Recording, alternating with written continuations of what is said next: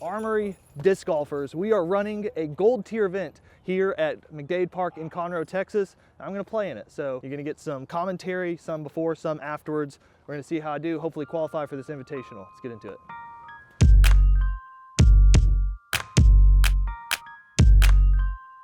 So this is a 2-round shotgun start event, and I think that going over 36 holes is a little much. So for this first round, I'm just going to breeze through a couple clips they play in the background as I recap things.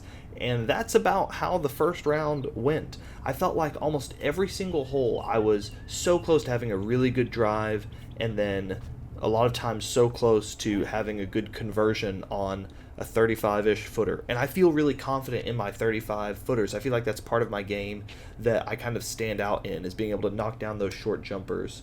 Now this is a very tight wooded tunnel. I think this was my one big mistake of the round.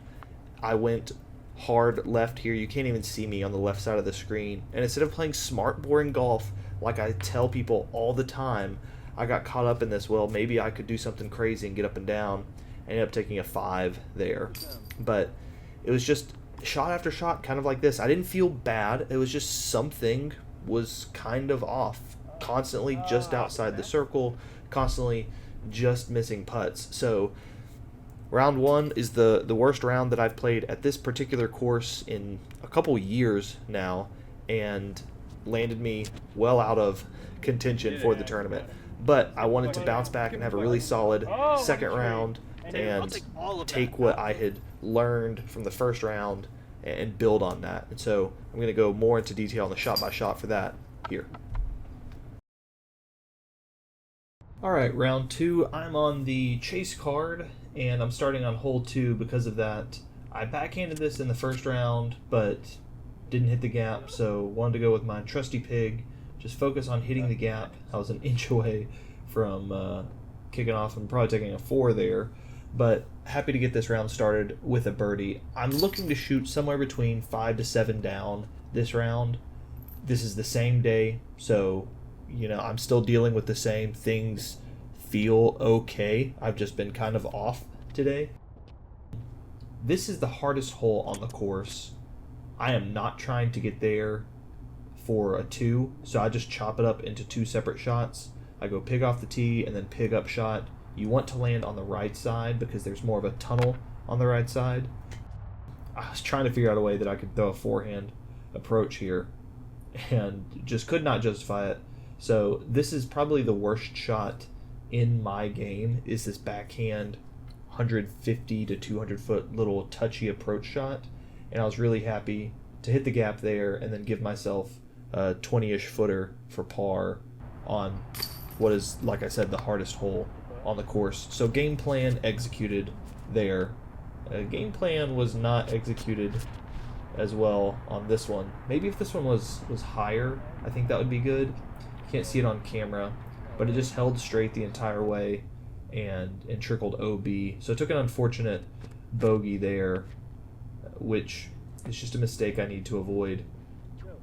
Here, throwing a Thunderbird, thought I hit it perfectly, thought I was going to skip up the hill and be under the bucket, and instead it rolled straddling the OB line. I was inbounds, but I am, as you can see, toes on the circle here, which again is something that I typically think that I do good at, and just couldn't convert there. I missed hole 6. I don't know why I didn't record it. But hole 7 is this upside down question mark sort of shot shape, which lends itself to a forehand flex, which is what I normally do. But I have not birdied this hole in the last 5 or 6 tries throwing that. So I thought I'd go backhand, and proved why I shouldn't go backhand. I missed hole 8, the one that I blew up in the first round, took a 5 on. I managed to hit the gap this time, just got up and down for an easy par, and finally getting some looks at birdies going here as we enter into hole 9, which is my 8th hole. Happy to get this one because it actually does play pretty tight.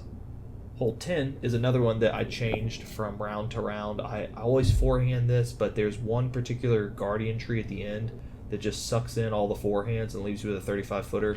So this is not my game, but I'm throwing a backhand putter turnover shot, and I was happy to fight all the way down the fairway. And for the, I don't know, 50th time today, I am looking at the 35-footer and putted it about as soft as you possibly can to still get it to go in, but was happy to convert and get a little birdie train going. And so now I'm starting to feel in more of a groove, more confident with my game.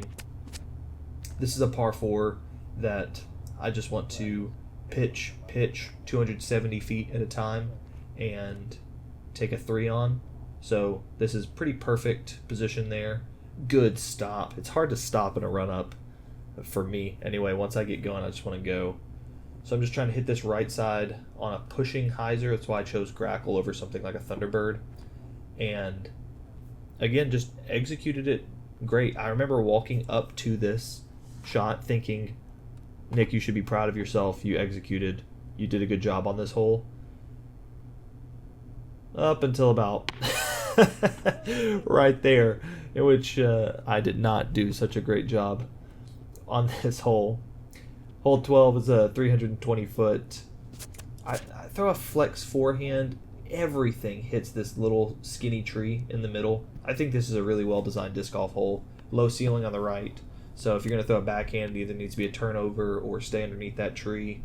And I like the forehand, but didn't put quite enough flex on it there.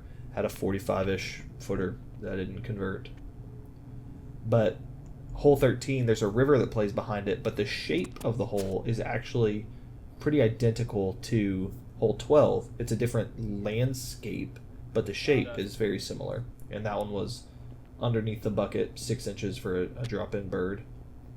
There's OB on the right side on this hole all the way down, but nothing that a little Berg. Don't have to worry about the Berg fading out hard or anything like that. So I can just flick a Berg. Again, put it under the basket. So, especially if I had made that birdie putt on 11, I'd be really rolling. This is a custom-made par 4 for the second round of this tournament. I'm contemplating throwing backhand, but I'm not going to force myself to throw a shot because I think it's the pro play or whatever. I'm more comfortable with this shot shape and this forehand, so I'm just going to keep leaning on my forehands. And I should have learned from that forehand and a couple others that I'd thrown that disc was not as stable as I had originally anticipated. That'll come up later.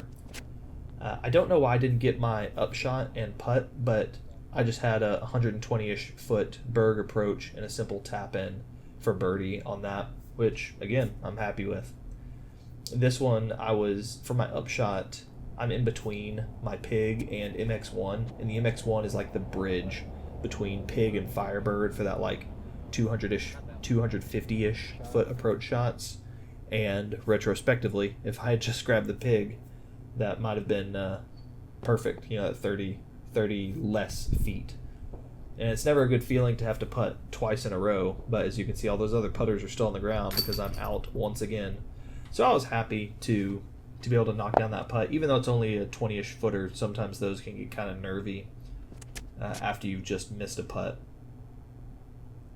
Hole 17 is just a pretty simple chip forehand.